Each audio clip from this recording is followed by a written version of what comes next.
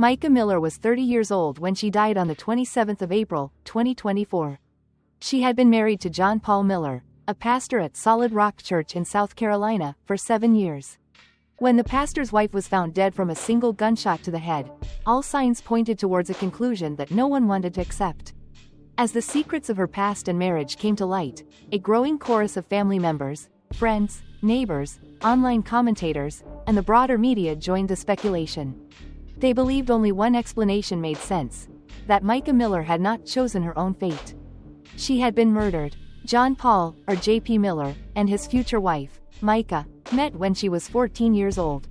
Her family had just started attending worship services at Solid Rock Church in Myrtle Beach.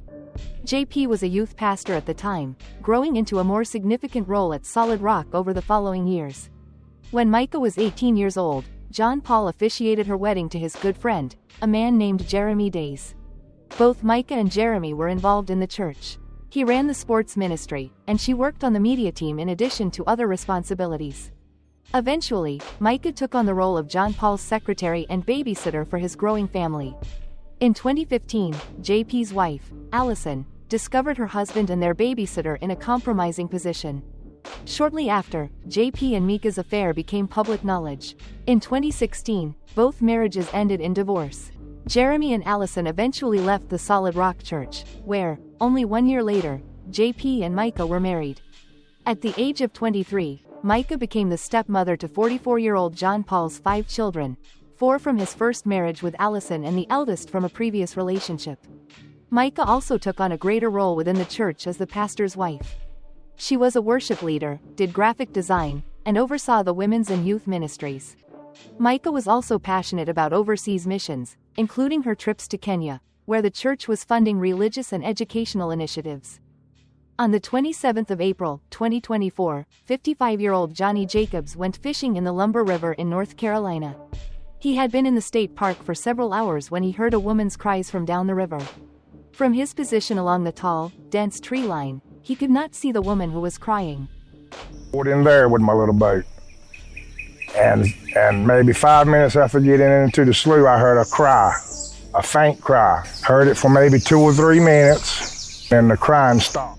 A few minutes passed with only the sound of the river, the birds, and the light breeze before the distinct and unmistakable bang of a gunshot rang out. I said, "Oh my God, don't tell me, because the crying had stopped." I said, "Don't tell me something's happened, don't tell me something." I was getting ready to get out of there. Another 3 people came into the lake on a boat, and I plainly asked them, I said, "Did y'all hear that gunshot?" They said yes. Johnny made his way in the direction in which he had heard the gunfire. On the bank of the river, he discovered a backpack. In the bag were a pair of glasses and a cell phone.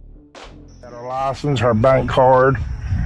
She had her keys in the bag. She had a little small Bible, all of her credit cards, her bank cards, and a few receipts of some things. Within minutes, emergency responders arrived at Lumber River State Park, called out by a 911 call. They immediately began a search on foot and in the air. Just before 4:30 p.m., roughly an hour and a half after Johnny had heard the shot, a kayaker reported a woman's body in the water. It was 30-year-old Micah Miller. She had died of a single gunshot wound to the head. The black Honda Accord that Mica had driven to North Carolina from her home in Myrtle Beach was found in the parking lot. Robeson County detectives looked inside the car and observed a black Sig Sauer gun case in the passenger seat and a box of ammunition in the center console of the vehicle. Later that evening, they recovered a Sig Sauer 9mm firearm from the water. The serial number matched the case. A receipt for the purchase of the weapon was also in the vehicle. It showed that the gun had been acquired only hours earlier from Dick's Pawn Shop in Myrtle Beach. Micah Miller was listed as the buyer.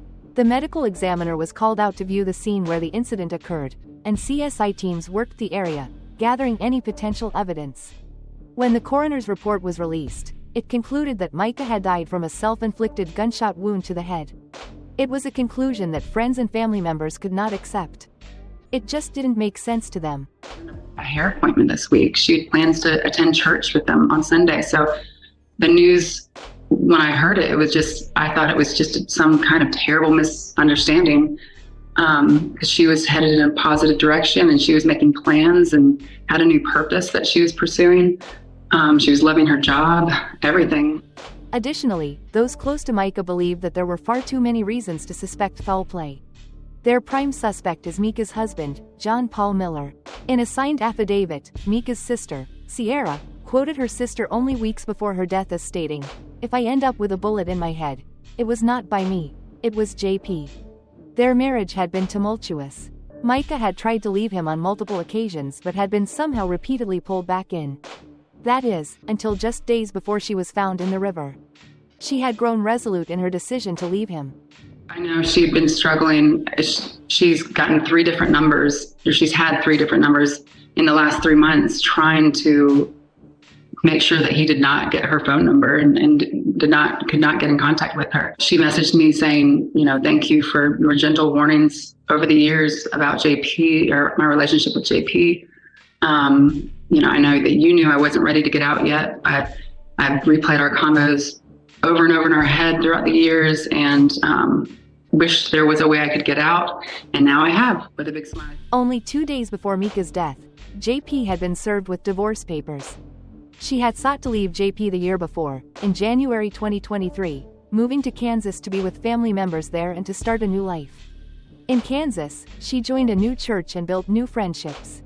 But after only a few months, Micah abruptly left the state, leaving behind a brief and uncharacteristic note stating that she was heading back to South Carolina to be with her husband.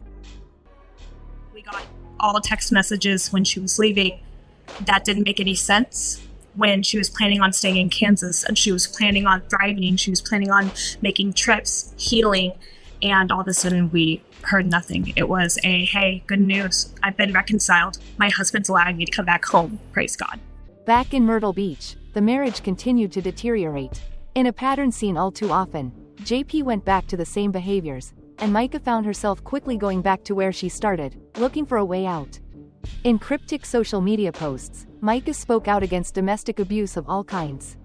In what has been interpreted as statements about her own experience, the pastor's wife discussed reconciling religious beliefs with a desire to leave an unhealthy marriage. I just want to tell you what a lot of people have told me lately and reminded me, because I think I forgot. I knew, but I pushed it in the back of my head just because of my situation. But you are the bride of Christ before anybody else's bride. God hates divorce, but why? According to everybody I've asked and the scriptures that I've found, it's because it hurts people. But does abuse hurt people? How do you think God feels about that? That I'm God's bride first. And even an earthly spouse who's a good spouse, when they know that their bride is being hurt, just imagine what an earthly spouse does. What do you think your heavenly spouse does when you're the bride of Christ and he sees his bride going through abuse and hurt? What do you think he thinks about that? Micah filed for divorce later that year, in October 2023, but in February of the next year, she withdrew the papers. That month, Micah was admitted to the hospital for mental health treatment against her will. She claimed that her husband had committed suicide. He had also taken her wallet, her keys, and her car. So when she was released, Micah reported her vehicle stolen to the police. The report states that John Paul told police that his wife had mental health issues. He said that she had episodes annually around the holidays, during which time she would recklessly spend large sums of money. He justified taking her car by explaining that he was preventing her from selling it, and he refused to give it back for several weeks. There was little that Myrtle Beach police could do with this information. The couple were still married, which meant that Mica's vehicle was marital property. Legally, her husband could not have stolen it. Thank you for all your prayers and support. Know that I have to keep my circle really, really small right now. I'm used to having a really big circle, so it's hard because I want to reach out to everybody and tell you how much I love you and I miss you. But this is the best way that I know how, so I love you all. I miss you. After filing for divorce in the autumn, Micah grew concerned that she was being stalked by her estranged husband. Twice, she found that a sharp metal object had slashed the tires of her vehicle. When this happened the first time, a mechanic from the Honda dealership fixing the vehicle found a GPS tracking device attached to the car. As if to confirm what Micah had already intuitively known, that John Paul was tracking her movements. He turned up at the dealership to confront her. Wait. I'll show you the pictures. Do you want to go to jail? They'll be on Facebook in a few hours. Alrighty, you'll be in jail in a few hours. Walk away. Another complaint to the police about the GPS tracker led to the same result. JP made claims that his wife was mentally unstable. He claimed that shortly after their wedding in 2017, she was diagnosed with bipolar II, schizophrenic, and dependent personality disorders. He then claimed the GPS tracker was on the car for her own safety. As long as she took her medication, the pastor said, his wife would be fine. But Micah had a roller coaster relationship with her medications. Earlier in the year, the wife of a well-meaning pastor friend offered to pray for her and believed that her mental illness would go away.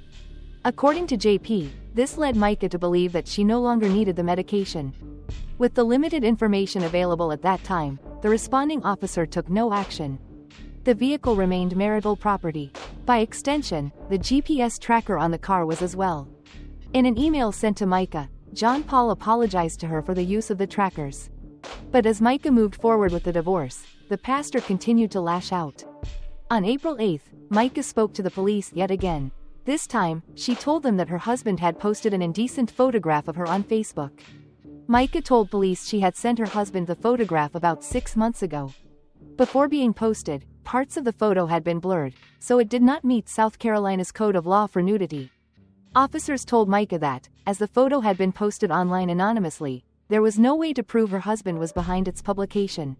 Though once it had been sent to him, it would have been legally his. Yet again, there were no actions taken against the pastor. Micah told police that she feared for her safety, explaining that she had come to understand that her husband had groomed her since 2010, when she first met him as her youth pastor at the age of about 14. John Paul was 14 years older. At that time, he was already married and the father of a few children. JP adamantly denies this depiction of their relationship. Mica's last Facebook post was from April 9th, when she wrote, "When terrible things happen to you, y'all know what I'm talking about. RPF, resting peace face." You don't have to stay in a abusive relationship, whether that's sexual, whether that's somebody forcing you to take illegal drugs, or alcohol abuse, or physical abuse, psychological abuse, making you think that this is all your fault, or you're a bad mom, or you're a bad wife, or you're a bad husband, or you're not giving it your all when you know you are. Less than a week after the last police report, Micah found a GPS tracker on her vehicle for the second time. She filed for divorce the next day.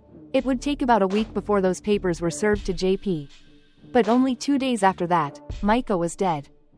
JP personally called me and said, "Hey, Micah bought a gun. She's out in the backyard. Well, you think she bought it to shoot me?" I don't know, JP. I don't know what's going on in the house that would be a reason. He was scared, was wondering, do you think she bought it to shoot me? Well, why would that be a question if you wasn't mistreating her? Probably the greatest wife anyone could ask for. She was incredibly affirming. We spent every night together for hours just talking and talking. The only individual in Mica's life who appeared to be unfazed by her tragic death was her own husband. In the days after she was found, John Paul gave no indications as to the turbulent nature of his marriage. In her obituary, described by Mica's friends as a narcissist's ramblings, he wrote of Micah, "She and JP have been friends since 2009, married in 2017, and spent almost every single day and night together." Micah made the greatest of efforts to always be the best wife she could be. She would praise her husband after every church service, telling him he was the best preacher in the world, even if it wasn't true. She also told him he was the funniest preacher in the world, even though that wasn't true either. The day following her death, the pastor decided to break the news to their church congregation in a casual and unsettling announcement that followed his sermon. The altar call today, instead, I'm going to have you stand up and I'm going to make an announcement.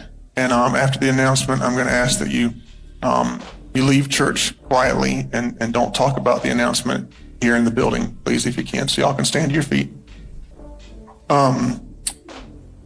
Before I make the announcement, I also want to say that my request to you is that you will continue to come to church and serve and give for the next, little bit, because I don't want to I'm taking a little bit of a break, and I don't want to have to worry about the church. My break may be a few days, a few weeks, I don't know. I got a call late last night. My wife has passed away. And it was self-induced, and it was up in North Carolina.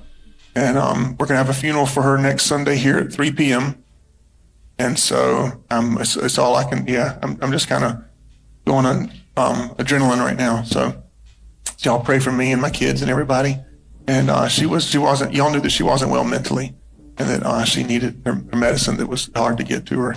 And so I'm sure there'll be more details to come, but just keep our family in your prayers. And I'm going to let Pastor Randall, my bishop, he can pray. I'll give him a microphone, he'll pray out. And if you have anything you want to share as well, I appreciate it. Micah Miller had been found in the water less than 24 hours earlier. The coroner had not made a determination as to the nature or cause of her death when JP made this announcement. And the Robeson County Police were still treating the incident as a suspicious death. Nonetheless, the pastor pointed immediately to his wife's alleged mental state, declaring that her death was self-induced. The pastor appears to have been far more vocal regarding his wife's alleged mental illness than his own. Indeed, many of the details of John Paul's personal life before his marriage to Micah stayed hidden for years. That changed when he came under scrutiny in the wake of his wife's death. A video posted on Facebook by one of JP's neighbors, dated 2015, shows John Paul experiencing what some are calling drug-induced psychosis. In the video, he explained to an unidentified person that his medication had been changed. He felt ants crawling all over him, but in the video, there are no ants. JP, I think Mark is coming. I had him try to get in touch with me again to make sure. Is that okay? Huh? Ants fight me. There's ants all over me. Feels like there's ants on you? There's no ants on you, though. It's just, maybe that's how you feel, but there's none on you. There's none on the grass.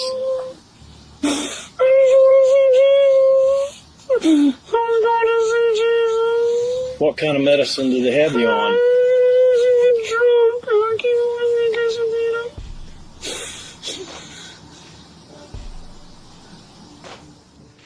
Let me know if I can do anything. Okay, I think he's.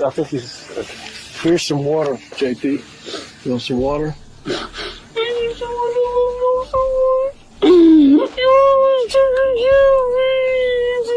Okay, you want to try to sit up? You want to try to sit up, or you want to put it to your mouth, or what? I'll be out in a few minutes if you need anything. Okay.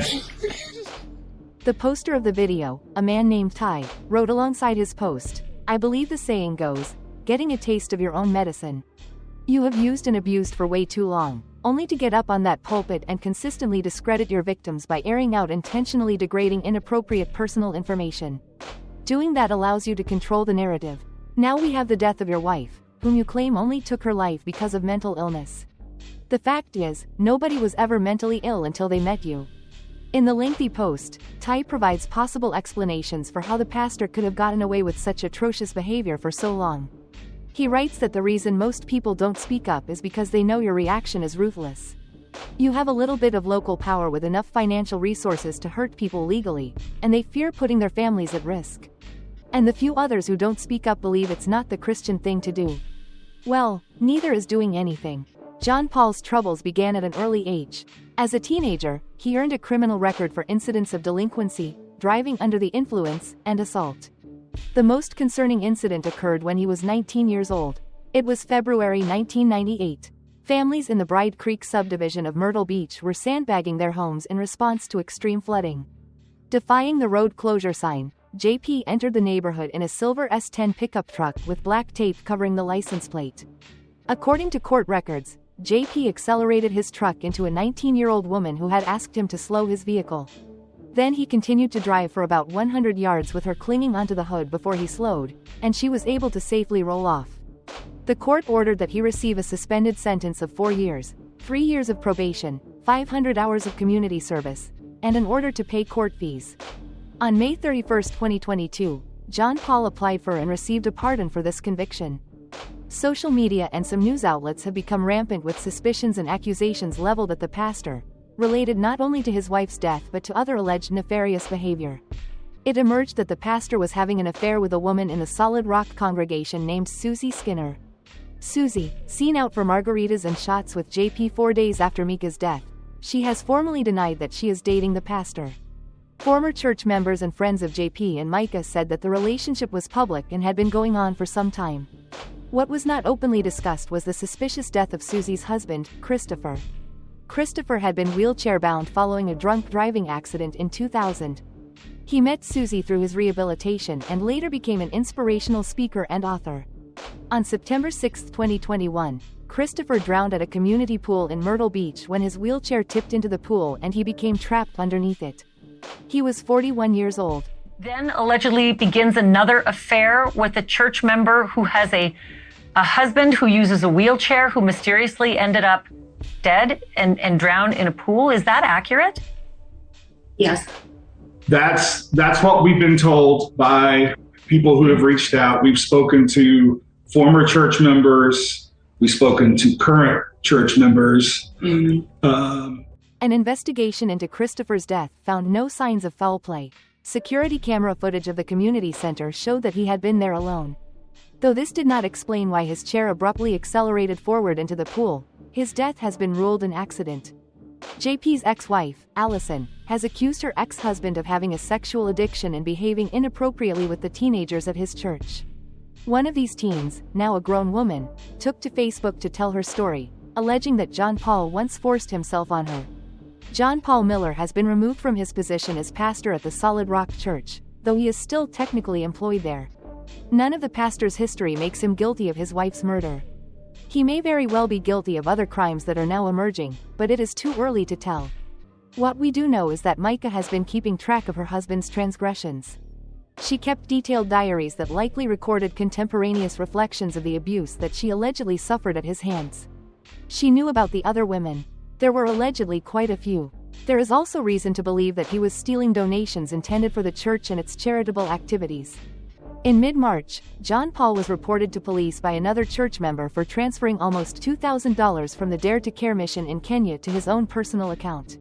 Although her name does not appear in the police report, Mica is thought to have also been implicated in this donation scheme alongside JP, as the anonymously named person involved in the report.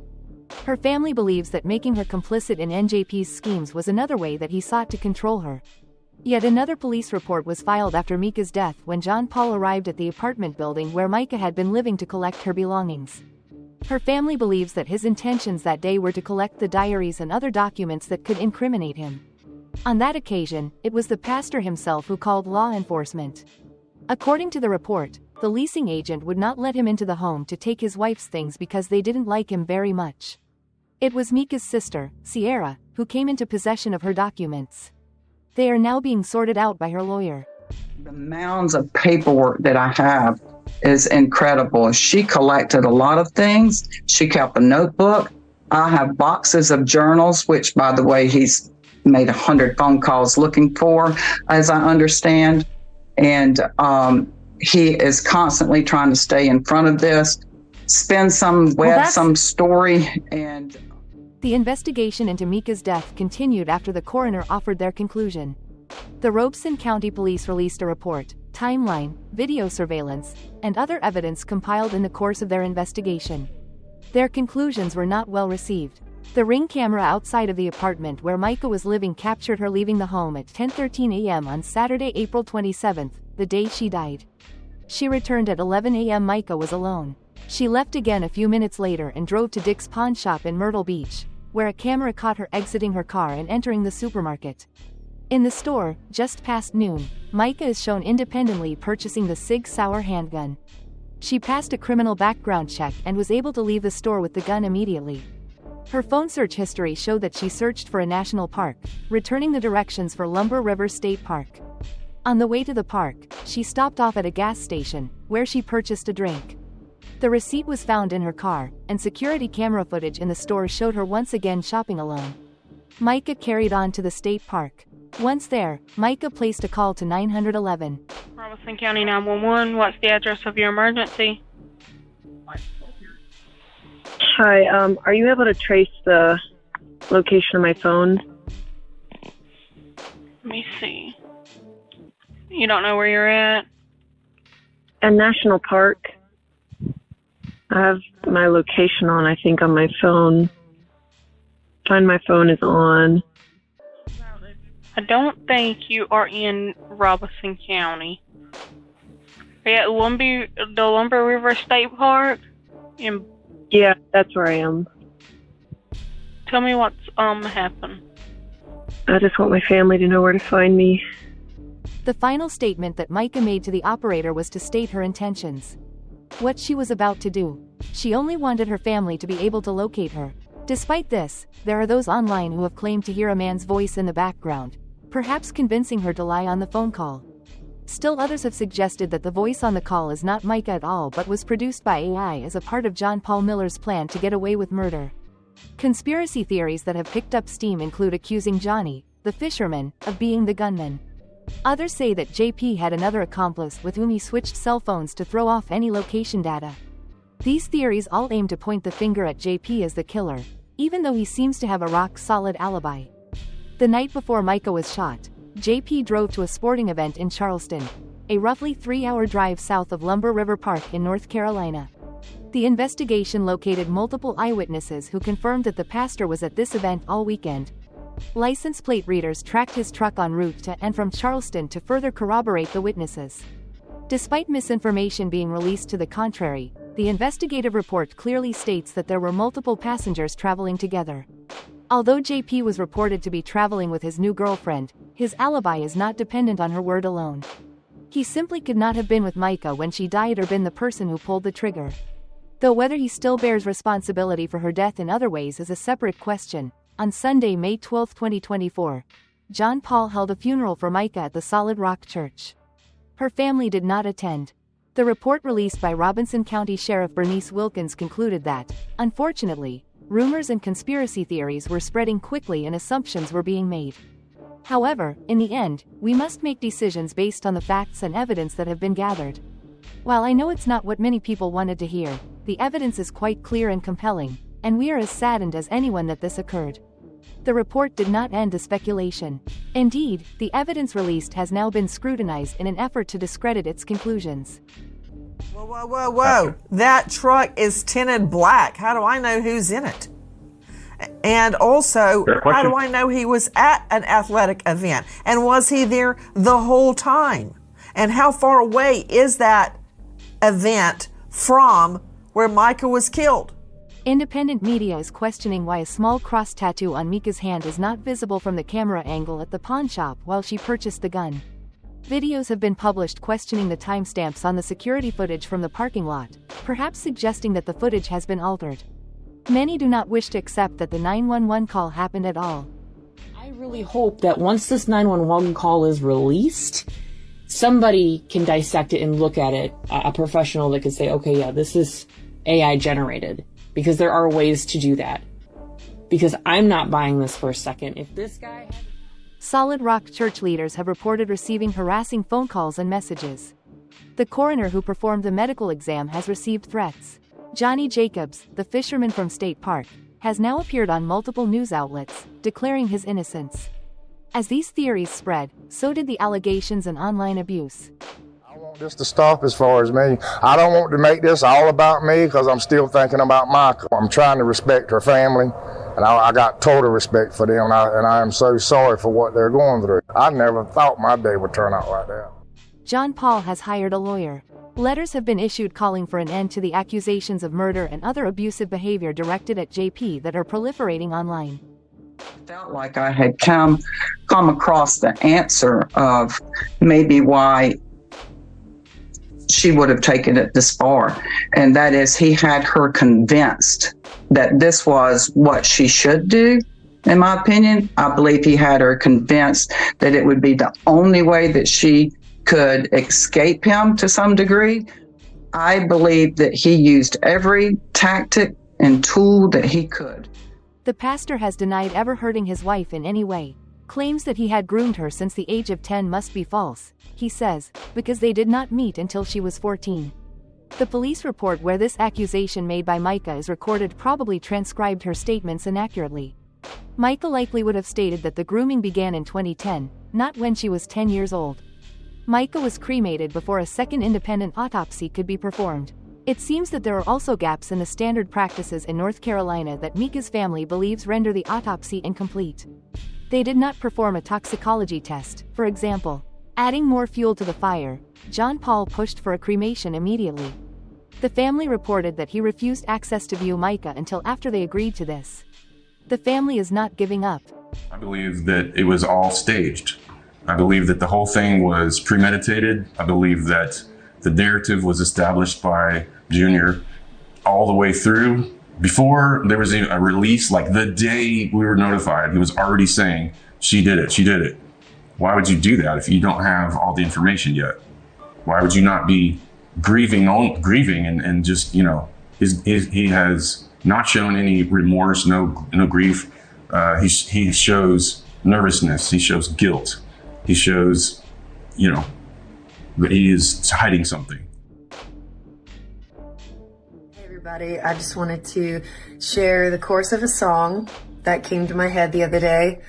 I was just kind of battling thoughts of, just kind of like human thoughts, things that you want to do. And it's just a fleeting thought, and then this song came to my mind because it says, bless those who curse you, pray for your enemies, things like that.